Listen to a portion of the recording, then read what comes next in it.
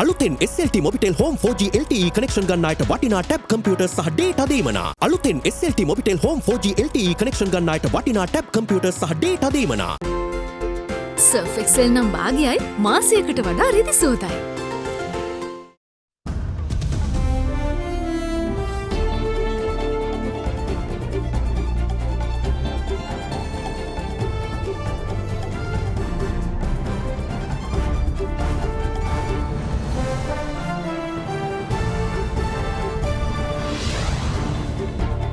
Deepening crisis. Temporary cabinet after mass resignations.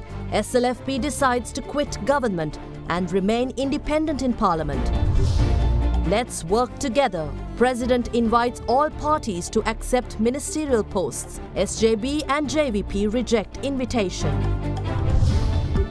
Utilities crisis. Power cuts extended as concerns on fueling thermal power plants reappear.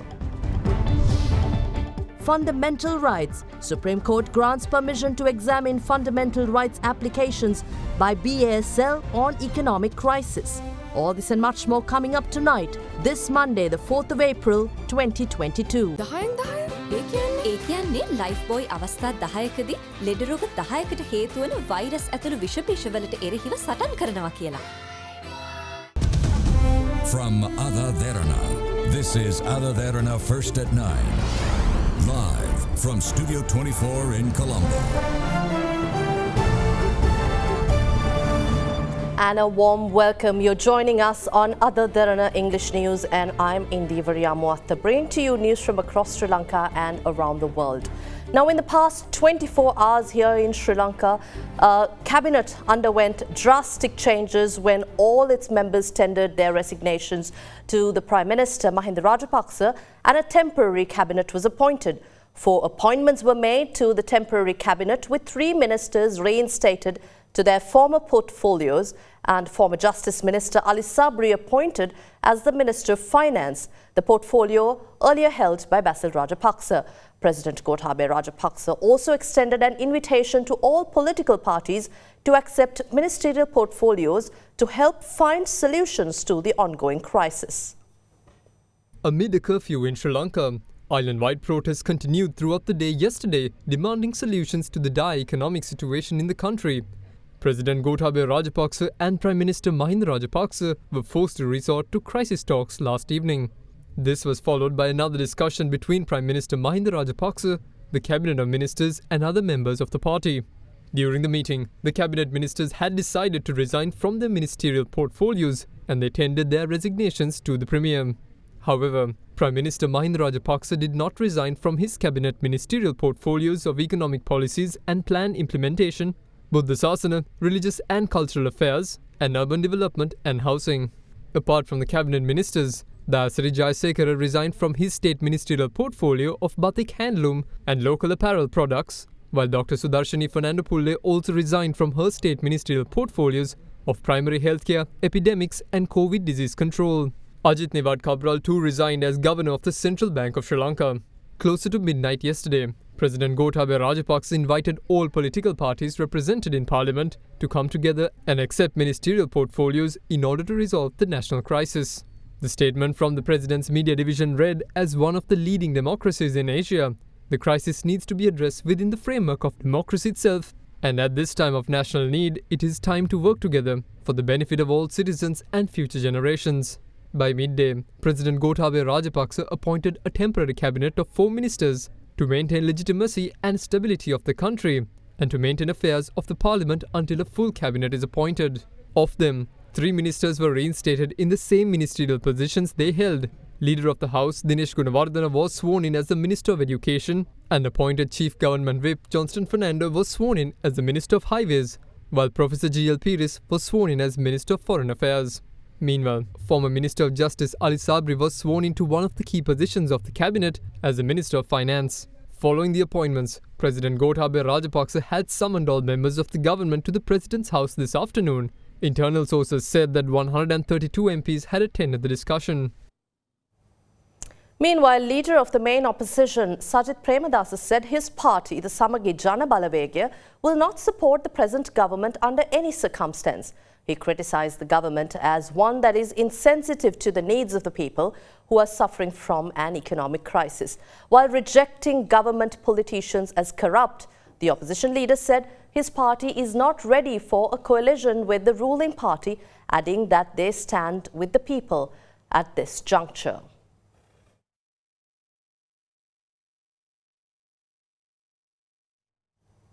Now, Sri Lanka's opposition Janatha Vimukti Peramuna-led National People's Power also rejected the open request by the President to all parties representing Parliament to accept cabinet portfolios in a proposed interim government. Speaking to reporters this afternoon, the JVP and NPP leader Anurakumara Dissanayaka said President Gotabaya Rajapaksa had no justifiable cause for such a request when thousands across the country are out on the streets demanding that he step down.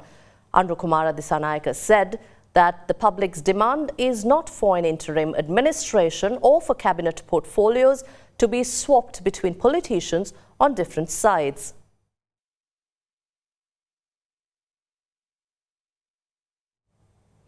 And the United National Party, meanwhile, expresses willingness to support the government in solving the present crisis.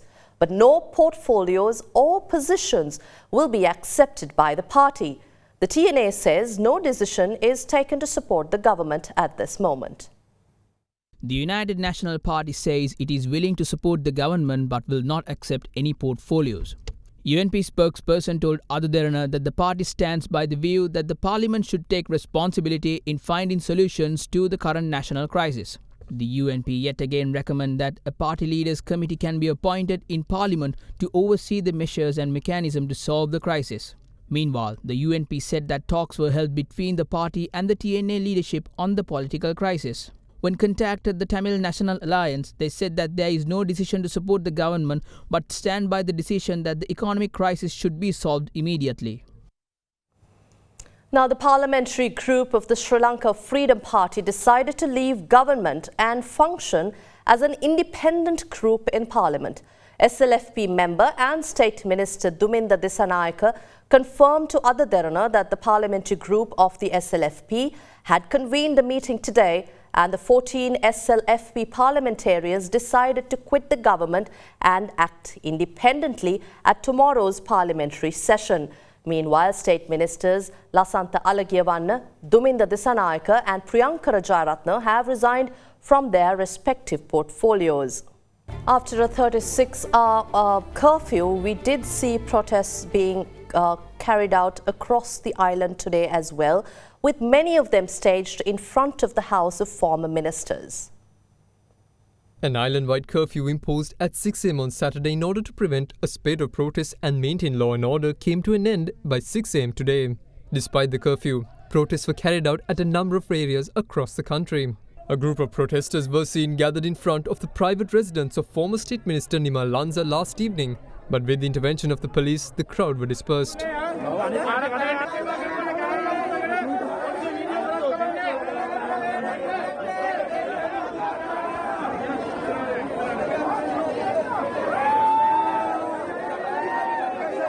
Meanwhile, many protests that were carried out today took place in the vicinity of residences of government officials.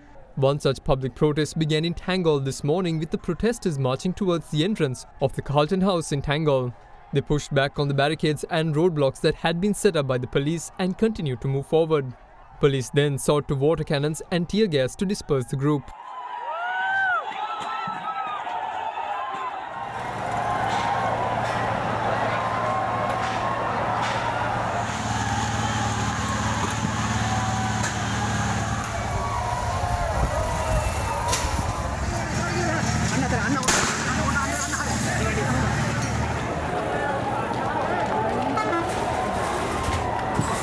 A tense situation also arose when a group of protesters attempted to enter the residence of former Minister Chamal Rajapaksa in Debaravawa Tissa Maharama. Security forces were deployed near his residence in order to prevent the protesters.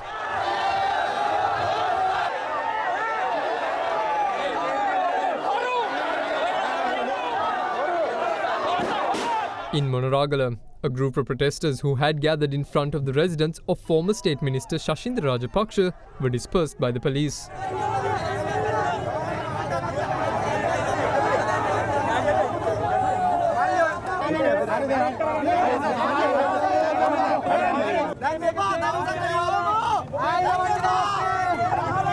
Protesters similarly gathered in front of the house of former Minister Janaka Bandara Tendakun and Ramesh Pathirana.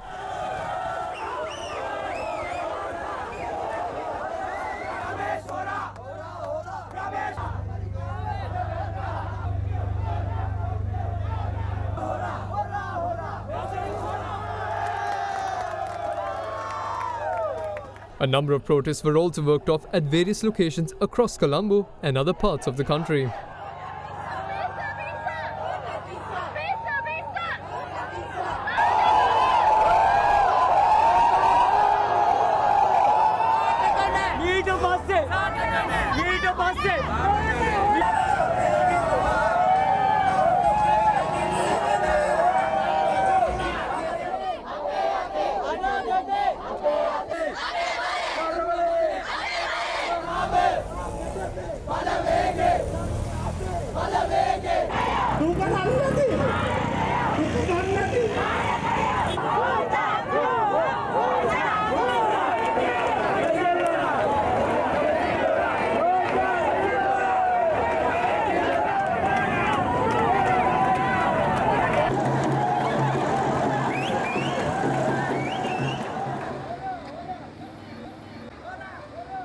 As Sri Lanka has plunged into a national crisis as the economic crisis worsens, we've invited to discuss this and the way out for Sri Lanka a senior policy official and an economist.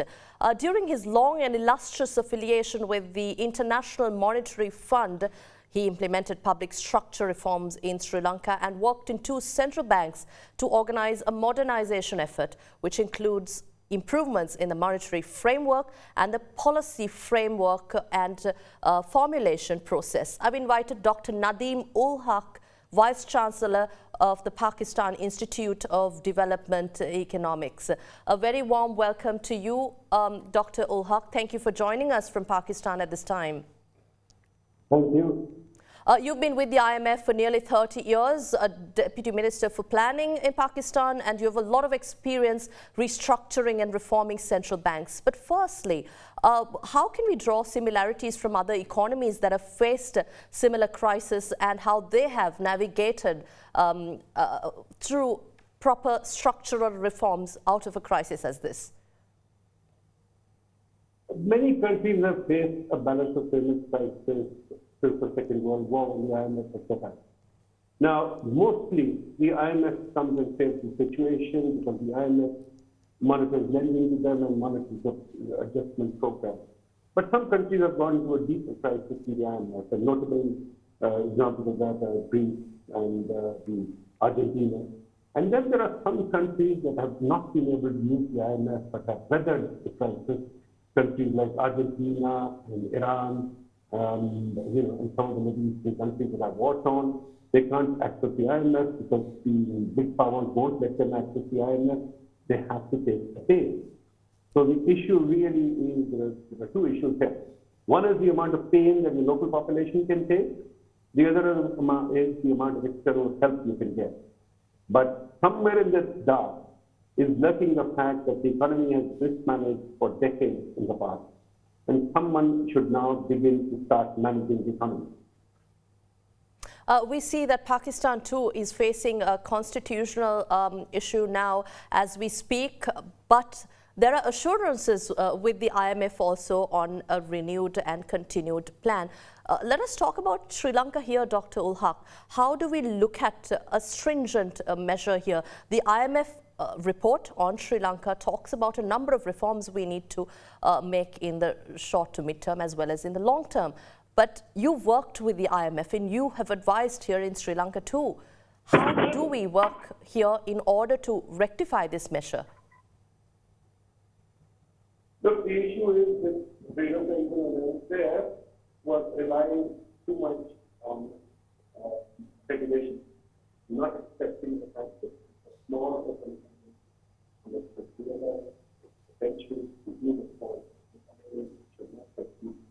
Dr. ul Haq, you're not very clear. It's not very clear to us. I think your microphone. Not very clear. Yes, now this is better. This is better. This is better, sir. Okay, the issue really is that we have to begin. Can you hear me better now? Yes, Can you hear me better? better. This is Is better. it better? Okay, Yes. Great. Okay. The issue is that, quite frankly, all economies have to rely on their own potential for growth in the future. Both Pakistan and Sri Lanka have followed the same idea that we will both be over-regulated economies, not coming to terms with the fact that we are small open economies. Pakistan has used the funds about 30 times, 23 times in its history. That means Pakistan has used the fund every decade, almost twice. When you get in that regime, you are really going to the emergency ward of the world every 2-3 years. Now, that if a normal person did that, you'd say this person is chronically ill or has a problem. This is the way we are operating this country. We never deal with that deep problem, and we try and paper over the problem that we have. For example, exports are not going.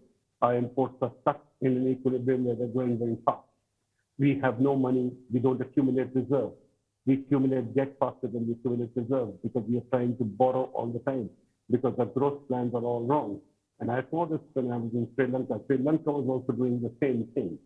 I think there's also a sense of grandeur in our government that they are very big governments and that they have to somehow copy everything that happens in the West. That can't be done. The thing that we don't do, both Pakistan and Sri Lanka, is to build solid markets. For example, when I was in Sri Lanka, I used to tell people all the time, where is your tea market? But you still don't have a proper tea market. Starbucks is worth probably more than your GDP. So the thing is, you have to truly develop markets in the country. Nobody wants to develop those markets. And when markets are developed, we want to come and regulate them and do all kinds of things to disturb investment. If you look at China, China has done nothing else but look for investment. China's entire policy structure is looking for investment. Right. That's another thing. Again, how long do you think similar countries who have faced similar crises takes to overcome such crisis with an IMF program, or to fall into a path where the economy can resurrect from the current mess? I think relying on the IMF is only a doctor, as I said. It's only an emergency ward. You rely on the emergency ward for immediate pain relief. The rest of your health, you have to look after yourself. It's the same thing with countries that use the IMF. For example, Pakistan has used the IMF for, as I said, 23 times in the last 70 years. We have not achieved health yet. We are probably going into another problem, right? Argentina used the IMF many times. It hasn't solved this problem. Malaysia did not use the IMF in 97, and Malaysia is fine. China hardly uses the IMF. Korea doesn't because they manage their own economy. So the question is, IMF is very good in the short term to help you get through the problem. But remember, even there, the policy that IMF tells you, those policies have to be negotiated. If you just follow IMF dictation without negotiating the policies, you can take wrong steps. But negotiating the policy means you must be very good in understanding the economy. And you ultimately, there is no shortcut. Your population has to sacrifice. And you have to use the correct policies, both short and long term, to be able to make the economy work. But if IMF is both a good thing and a bad thing, IMF can be a palliative to stop the pain and not take the hard lesson or the hard medicine. What advice, Dr. Ulhaq, do you have for Sri Lanka right now? We're looking at an economic crisis that has worsened and transformed into a national crisis. We have a parliamentary crisis here too. And we're talking about an IMF program and a debt restructuring program for Sri Lanka to come out of this crisis. But what advice to the political authority as well as the leaders looking at an IMF program do you have now? I think, quite frankly, there's no recourse other than to go to the IMF in the short term. Take the poison pill, take the pill, the medicine. Negotiate the medicine well.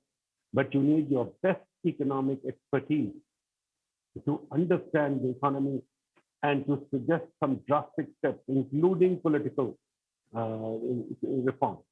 So everything has to now revolve around the economy. The economy must be number one. Everything else must be subservient to the economy. The infighting, the political infighting costs the economy. The inability to make good policy costs the economy. The banking system that is not working costs the economy. The stock market that is weak costs the economy. So we have to try and restructure everything from the bottom up to accept making, in a sense, reconfigure the economy for economic growth, productivity, and investment. That must be top priority, even if it means political reform, even if it means giving up all kinds of things, including a passion for religion, including a passion for interference. All those things have to be thought through carefully, and political compromise is achieved. Right. Now, if that can't be done, we go through IMF program again. Thank you very much, Dr. Nadeemul Haq, for joining us from Pakistan to give us some advice on our way forward out of this economic crisis. Moving on to other stories, the Supreme Court of Sri Lanka granted permission to take up for consideration two fundamental rights petitions filed by the Bar Association of Sri Lanka, seeking an order on relevant stakeholders to implement policies to provide uninterrupted access to and provide concessions in relation to the prices of essential goods and services to the people, including LP gas, fuel, electricity, milk powder, medicines and food. The applications by the BASL note that the failure to provide essential goods and services to the people without any shortage and at a reasonable price is a violation of the people's fundamental rights enshrined in the Constitution of Sri Lanka. Directions are also sought on the respondents to formulate new systems, processes, rules and regulatory frameworks which assure transparency and good governance practices in respect of further public debt management. The petitioners seek orders on the respondents, which comprise the Cabinet of Ministers, to immediately consult with all relevant stakeholders and independent experts, including the International Monetary Fund, to formulate and implement policies to provide uninterrupted access to essentials and report such findings and their implementation to the Supreme Court. Now, the Attorney General, the Cabinet of Ministers, the Governor of the Central Bank, the Secretary to the Treasury Secretaries, to the several other ministries and the Ceylon Electricity Board, the Ceylon Petroleum Corporation and the State Pharmaceutical Corporation were named among respondents. Now, just as the public in Sri Lanka went to the streets to express their displeasure at the current economic situation and the current political leadership, Sri Lankans overseas too joined in solidarity. Now, we have a report from our UK Bureau correspondent Nalin Pereira, who reports from London.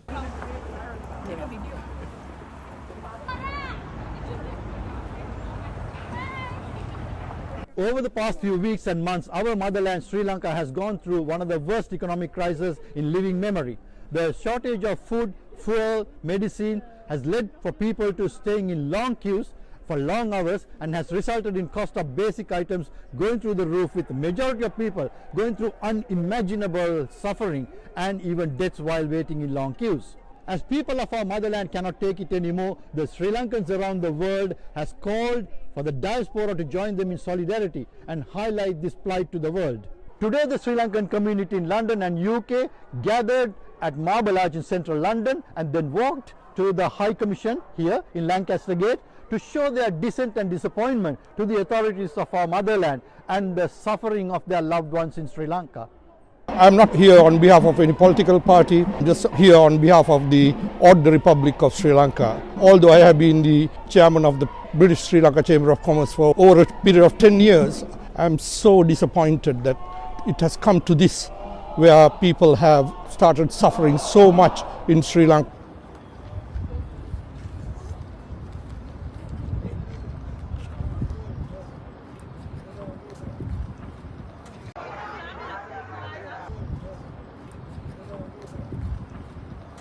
Although the Public Utilities Commission assured that power cuts will be reduced in the days to come, the Commission approved Ceylon Electricity Board's request to implement 6.5-hour power cuts until the 8th of April. More details on the power cuts can be obtained via our website www.AdaDerana.lk and the official website of Public Utilities Commission of Sri Lanka www.pucsl.gov.lk. Under the Indian line of credit, a tanker carrying 40,000 metric tons of diesel is expected to arrive in Sri Lanka tonight. According to the Ceylon Petroleum Corporation, another shipment of 40,000 metric tons of diesel under the same Indian credit facility is expected to arrive tomorrow. Meanwhile, vehicle queues are still seen outside refueling stations, meaning the shortages are not yet over. On Saturday, a shipment of 40,000 metric tons of diesel was received, of which 25,000 metric tons were supplied to the Ceylon Electricity Board for power generation, leaving 15,000 metric tons to be distributed for transportation. Private bus owners say the diesel shortage has severely impacted bus operations, making them unable to provide transportation to the public. The shortage has also worried the power sector, as the Public Utilities Commission increased the duration of power cuts for the next 4 days to 6.5 hours, citing a limited supply of fuel to operate thermal power plants. Accordingly, the areas under zones A, B, C, D, E, F and G, H, I, J, K and L will experience 4-hour power cuts between 8 am and 5 pm and a 2.5-hour power cut between 5 pm and 10 pm. Areas P, Q, R, S as well as T, U, V and W will experience 4-hour power cuts between 10 am and 6 pm and a 2.5-hour power cut between 6 pm and 11 pm until the 8th of April. And that's all tonight. Good night.